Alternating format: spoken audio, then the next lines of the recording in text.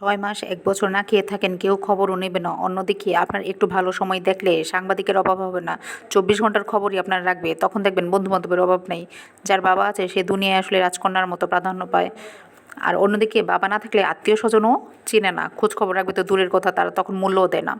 বছরের পর বছর কেটে গেলেও তাদের মুখ দেখা যাবে না তখন। কিন্তু যখনই আপনি একটু ভালো সময় কাটাবেন তখনই দেখবেন অটোমেটিক সবাই আবার কীভাবে খোঁজ খবর নেওয়া শুরু করে। আপনাকে খুব সুন্দর ব্যবহার দিবে, খুব বুঝাবে যে আপনি খুব তার প্রিয় মানুষ। কিন্তু এগুলা সব স্বার্থপর। এসব মানুষ থেকে অবশ্যই দূরে থাকার চেষ্টা করবেন।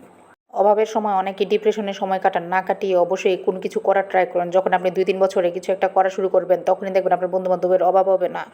তখন অবশ্যই বন্ধু-বান্ধব বাদ দিয়ে নিজের মতো নিজেকে গড়ে তুলুন।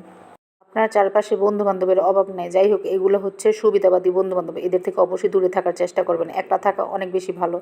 তো যাই হোক, এই কথাগুলো বলতে, বলতে আজকে আসলে রান্না করছি হচ্ছে মুরগির মাংস, সব মসলা দিয়ে মাখিয়ে এক্কেবারে বসাই দিলাম। আর অন্যদিকে যে